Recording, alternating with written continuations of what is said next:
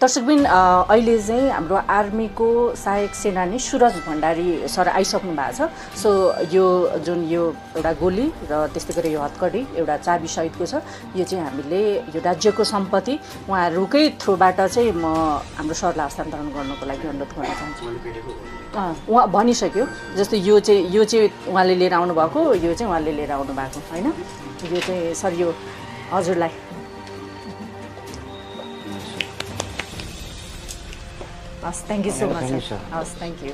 मलाई त्यतिकै हातपात गरेँ क्या, उनीहरूलाई मैले भनेको थिएँ कि होइन ठिक छ म गलत छु भने मैले हो गलत छु, बेलुका बोकेर हिँड्छु, मलाई पुलिस अथवा आर्मीमा जिम्मा लगाइदिनु भन्दै पनि मलाई लट्ठीहरू बोकेर 4-5जनाहरूले लट्ठी हान्नु भयो र मैले कहाँको स्थानीय यो तपाईँको कपनको होइन, यहाँ तपाईँको गौरीघाटको खरीको छेउमा। अनि मैले आज बुझाउँछु भनेर घरमा लिएर गएको, तपाईँको अनि बाटामा त्यो भयो अनि पुलिसले समाउनु लिएर आउनुभयो। अनि बाटामा जाँदा अलिकति पुलिसहरूबाट पनि अपशब्दहरू प्रयोग भयो र अनि उहाँ पुगेपछि एकजना अब त्यो कर्मचारी पुलिसले नै मलाई एक सर्ट चाहिँ घुनाले थाइमा हान्नु भएको छ होइन। अनि उहाँहरूले लट्ठीसट्ठीले गर्दाखेरि हान्दाखेरि मेरो हातमा पनि अलिकति प्रब्लम आएको छ। अनि यो खुट्टाहरूमा पनि सुम्लाहरू बसेको छ, अलिकति लट्ठीको देखिन्छ होइन। उहाँहरूले त्यसरी हान्ने उहाँहरूको अधिकार छैन। उहाँ मनित जीसी भाइले हिजो मात्रै हामीलाई सम्मानपूर्वक तरिकाले राष्ट्रको सम्पत्ति यो मैले सुरक्षित साथ राखेको छु गङ्गा दिदी, यो म बुझाइदिन्छु भनेर उहाँलाई कल गर्नुभएको थियो र हामीले मलाई सम्मानपूर्वक तरिकाले आर्मी प्रहरीको कोअर्डिनेट गरेर हामीले त्यो गन चाहिँ एसएलआर थियो होइन, त्यो गन चाहिँ हामीले हस्तान्तरण पनि गरेका थियौँ। दाइ यो हतगडी छ, एकछिन राखिदिनुहोस् न भन्दै अनि मैले चाहिँ यस्तो सोचेँ अब यो हतगडी त अब कहाँबाट लिएर आएको फुटेज हेरे पनि हुन्छ, म त्यसमा केही मलाई तलमा छैन। आर्मीले त मलाई खोज्नु नआउनु पर्यो, किनभने यस्तो भयो दाइ, यस्तो भयो, तपाईँले किन खोज्यो उसले त मलाई हतगडी दिएको छ। म्याम म यतिकै ल्याउने पनि थिएन म्याम, म यो के गरौँ, पुलिसलाई बुझाउँ कि आर्मीलाई, पुलिसको तालफिक त्यही हो म्याम। मलाई डर लाग्यो म्याम, जब तपाईँको मिडिया हेऱ्यो उहाँको देख्नुभयो मैले अनि डाइरेक्ट तपाईँसँग कन्ट्याक्ट गर्नु पनि सक्थेँ म्याम, किन म उहाँको थ्रुबाट आएपछि मेरो थ्रुबाट अरू पनि आउनु सक्छ म्याम। हजुर सही हाम्रो जीसी भाइले फेरि पनि यो बुलेट लिएर आउनु भएको छ है, यो चलाएको छैन, यो त बन्दुकमा लगाएपछि मात्रै पड्किन्छ नि होइन, यतिकै त पड्किँदैन नि, आगोमा राखेर डेन्जर पो भयो यसरी बोकिराख्नु पनि है। यो लिएर आउनु भएको छ होइन। यहाँ एउटा हत्कडी र एउटा गोली लिएर आउनु भएको छ क्या मेरो अफिसमा हजुर। अनि यो अब हजुरहरूलाई नै त जिम्मा लगाउनु पर्यो भनेर मैले कल गरेको कि उहाँ चाहिँ गन समातेर फोटो खिच्ने हो, खोज्नु भएको थियो गन चाहिँ मैले अस्ति हिजोको चाहिँ होइन। अनि उहाँ चाहिँ फोटो पनि खिच्नु भएको थियो। भोलिको दिन तपाईँले अब यो फोटो कहाँबाट गन कहाँबाट लिएर आइस् भन्ने हुन्छ भनेर उहाँलाई पनि प्रस्तुत गराएको थियो। गन चाहिँ मैले दिएको हिजो ल्याएर दिएको थिएँ, गन त्यो मैले बोकेको गनले उहाँले फोटो खिच्नु भएको। अनि उहाँलाई बोलाउनुको कारण चाहिँ फोटो खिचेको छ, भोलिको दिन यो गन कहाँबाट ल्याइस् के गरिस् भनेर छानबिन हुन्छ भनेर उहाँलाई चाहिँ मैले बोलाएर एउटा कस्तो नि उहाँले पनि देख्नु भएको थियो मैले गन लिएको होइन, उहाँले फोटो खिच्नु भएको भएर अब भोलि छानबिन हुनुभन्दा घर जानुभन्दा यहाँ अगाडि नै पुरा राम्रो कुरासँग उ भयो भने भोलि छानबिन नहोस् भनेर उहाँलाई मैले बोलाएको। हामी सँगै थियौँ दाजुभाइ, फोटो खिचाइरहेको रहेछौँ सबैले। अनि मैले हजुर धेरै छ थुप्रै थियो अनि मैले पनि खिचाएँ, दाइहरूले सबैले खिचाउनु भएर अनि दाइ त्यति बेला चाहिँ के सम्झेर खिच्नु भयो फोटो? त्यो सबै खिचिरहेको नयाँ सामान आयो होइन, बोक्नु नपाएको बोकेर देखाइदिउँ नि त भन्ने हिसाबले एउटा आन्दोलनमा गएर आएर त्यहाँ भएपछि त्यस्तो भयो। अनि केही काम गर्दाखेरि आर्मी पनि मेरो काउन्टरमा आएछ म्याम, खोज्नु आएको रहेछ। मैले त्यो बुझेर नै होइन, काउन्टर बन्द थियो, भाइहरूले भन्यो दाइ तपाईँलाई आर्मीले खोज्नु आयो ल, मसँग के नै थियो र त्यो मैले सानो चिज त्यही अगाडि घर बनाएको बिजी मल अगाडि घर बनाएको राखिदिनु दाइ भनेर मैले राखिदिएको हो। त्यो भाइ चाहिँ कस्तो रहेछ नि, अब कताको मान्छे हो, चिनिहाल्यो पठाउ गर्ने भाइ हो त्यो। उसले चाहिँ गन चाहिँ अब म बेच्छु यहाँ भनेर हिँडेछ म्याम, त्यो मलाई पत्तो पनि छैन म्याम, मलाई हजुर अघि नै भनिसक्यो म्याम। जेन्जी भन्ने ग्रुप अब एउटा के गुरुङ नाम मात्रै चिनेको छ, नमरेको मान्छेलाई भेट्नु गएको छ परिवारलाई, ऊ गएको छ भवनमा, उसको मान्छे हालेछ, अब मान्छे हालेको राम्रै हो तर आन्दोलन त हामीले पनि गरेको हो। अब जति युवाहरू छन् जति नेपाली छन् उहाँहरूले चाहिँ अब पाएको सामानहरू होइन ल्याएर सम्मानपूर्वक रिटर्न गरिदिनु, तपाईँहरूले पनि सम्मान पाउनुहुन्छ। भोलिको दिन चेक गरेर तपाईँलाई भेटायो भने कानुनी कारबाही हुन्छ, तपाईँ आफैलाई जेल भोग्नुपर्छ होइन।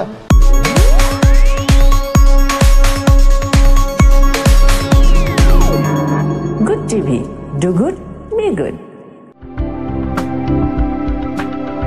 मेरो स्पेशल दिनहरूको रोजाइ आमा बिकरी अनि तपाईको नि आमा बिकरी, स्वाद पनि स्वास्थ्य पनि। नमस्कार। नमस्ते नमस्ते नमस्ते। ल बस्नु अलि एउटा बस्नु त। के भयो तपाईँ त यो लौरी टेकेर आइरहेको? यो त हिजो मैले त्यो तपाईँहरूलाई गन बुझाइकन अनि मैले तपाईँहरूलाई भोलि भएको सामान बुझाउँछु भनेको थिएँ। अनि म तिनकुनेमा त्यो ढाल र इँटा ढुङ्गा छेक्ने चाहिँ लिएर गएको थिएँ।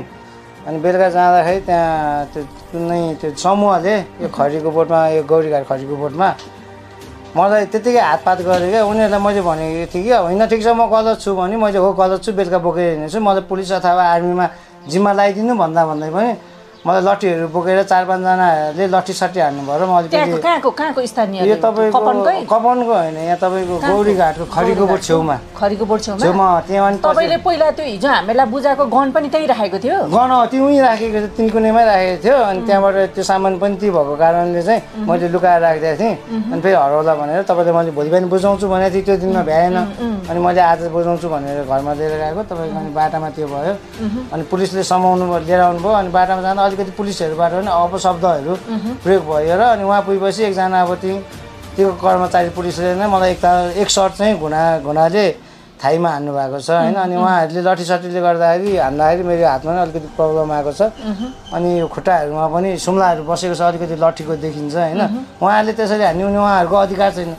हो म गएको थिएँ, मेरो गल्ती भयो होइन। उहाँले हातपात नगरिकन मलाई राखेर राम्रोसँग बुझेर पुलिससँग कोअर्डिनेट गरेर अथवा आर्मीसँग कोअर्डिनेट गरेर मलाई लान पर्ने ठाउँमा उहाँबाट त्यसरी हातपात भयो। तपाईँले भन्नु भएन मैले यसरी दिउँसो पनि सरकारलाई सहकार्य गरिराखेको छु होइन, यो म रिटर्न गर्नलाई नै लिएर जान लागेको भनेर तपाईँले भन्नु भएन स्थानीयहरूलाई? मैले भनेको एकताल तपाईँहरू त्यो मलाई के गर्नु भन्दा अगाडि मैले त्यो हेर्दै आएको थिएँ। ल हेर्नु यो न्युजमा हेर्नु, मैले सङ्गम चोकमा गङ्गा लामा म्यामको गुड टिभी छ, त्यहाँ बिहान भर्खर मैले बुझाएर यो भोलि बुझाउँछु भनेर मैले लिएर गएको हो, अरू केही होइन। एकताल न्युज चाहिँ हेर्नु, त्यसपछि हजुरहरूलाई जे गर्नु मन लाग्छ गर्नु भन्दा पनि न्युज स्युजको मतलब भएन। त्यसपछि उहाँबाट सरले फोन गर्दाखेरि पनि हामीलाई थाहा छैन, कुरा भइसक्यो, तपाईँ यहाँ आउनुपर्छ यताउता भनेर कल राखिदिनु भएको थियो, कुरा पनि गर्न मान्नु भएको थिएन। उहाँ खोइ कुन सर हो, उहाँ दिनुभएको थियो सायद हाम्रो उहाँ सरको नाम चाहिँ थाहा भएन, जुन हिजो हामीसँग हुनुभएको सरले। उहाँ फोन गर्दाखेरि पनि कुरा नगरिकन कुरा फोन काटेर अलिकति हातपात गर्ने, अपशब्द बोल्ने भन्ने जस्तो कुरा भएर हिजो मलाई त्यसो गरेको थियो। त्यहाँ बेलुका कति बजीतिर त्यो सामान? बेलुका तपाईँको 8:30-9 बजीतिर। के थियो सामान चाहिँ? मसँग एउटा त्यो अर्को एउटा लट्ठी थियो, लामो खाले, त्यो पुलिसको लट्ठी होइन। त्यति बेला उनीहरूले पुलिसको लट्ठी भन्यो। उनीहरूलाई पुलिसको लट्ठी, पुलिसको कपडा, पुलिसको काम के हो भन्ने पनि उनीहरूलाई राम्रोसँग थाहा छैन जस्तो लागेको छ क्या मलाई। लट्ठी चाहिँ कहाँबाट ल्याउनु? लट्ठी पनि त्यतै थियो, त्यो चाहिँ अब त्यही हानाहान भएको बेला छुटेको लट्ठी होला। त्यो चाहिँ पुलिस टाइपकै थियो, तर अब कुकुर सुकुरले टोक्छ यताउता घुक्छ भनेर त्यो बोकेर आएको कारण चाहिँ त्यो थियो। त्यो लट्ठी र अनि अर्को के लिएर? ढाल एउटा त्यो ढुङ्गा इँटा छेक्ने ढाल थियो। अनि त्यो चाहिँ कहाँ लानु भएको? मैले त्यो कपनमा लगेर भोलि तपाईँलाई हस्तान्तरण गर्ने भनेर मैले लिएर गएको थिएँ। मेरो एउटा गल्ती चाहिँ के भयो भने त्यति बेला हजुरलाई कल गर्नुपर्ने थियो, त्यो एउटा गल्ती भयो। अनि अर्को गल्ती भनेको म राति त्यसरी हिँड्नु हुँदैन थिएन त हिँडेँ, तर गल्ती भयो भन्दैमा उहाँहरू सार्वजनिक मान्छेलाई, उनीहरू सार्वजनिक एउटा मान्छे भएर होइन, टोलको एउटा मान्छे भएर हातपात गर्ने अधिकार उनीहरूलाई दिएको छैन, तर उहाँहरूले मलाई गर्नुभयो होइन। त्यसको बारेमा पनि सायद आज म कुरा गर्न जान्छु होला उहाँ होइन, को हुनुहुन्छ। मैले 2-3जनाको अनुहार चाहिँ चिनेको छु, उहाँहरूले त्यसरी हातपात गर्नुभएको छ होइन। त्यही भएर अब कति बजीतिरको बेलुका यो तपाईँको 9:30 त्यस्तो 9:30 बजे हामी रिपोर्टिङकै क्रममा थियौँ। दर्शकबिन उहाँ मनित जीसी भाइले हिजो मात्रै हामीलाई सम्मानपूर्वक तरिकाले राष्ट्रको सम्पत्ति यो मैले सुरक्षित साथ राखेको छु गङ्गा दिदी, यो म बुझाइदिन्छु भनेर उहाँलाई कल गर्नुभएको थियो र हामीहरूले मलाई सम्मानपूर्वक तरिकाले आर्मी प्रहरीको कोअर्डिनेट गरेर हामीले त्यो गन चाहिँ एसएलआर थियो होइन, त्यो गन चाहिँ हामीले हस्तान्तरण पनि गरेका थियौँ। एउटा देश प्रेमले गर्दा उहाँले चाहने हो भने त्यसलाई बेच्न सक्नुहुन्थ्यो होइन, कतै लगेर केही गर्न सक्नुहुन्थ्यो अथवा मिसयुज हुन सक्थ्यो त्यसको। र उहाँ एउटा सच्चा नेपाली नागरिक भएको हिसाबले यसरी आफूसँग भएको सरकारी सम्पत्ति चाहिँ मैले बुझाउँछु भनेर आइराख्दाखेरि जुन किसिमको व्यवहार राति भयो भन्ने जानकारी मैले पाएँ। त्यो बेला म रिपोर्टिङकै क्रममा थिएँ, मलाई फोन आएको थियो, म इन्टरभ्यू लिइराखेको भएर फोन रिसिभ गर्न सकिनँ, तर सिद्धिने बित्तिकै मैले कोअर्डिनेट गरेँ। तपाईँ गौशाला आइपुग्नुभन्दा अगाडि नै मैले गौशालाको डिएसपीसँग कोअर्डिनेट कोअर्डिनेट गरिसकेको थिएँ। उहाँले भन्नुभएको थियो कि मलाई गौशाला लग्दैछ दिदी भनेर। सो मैले बाटोबाट आउँदा आउँदै नै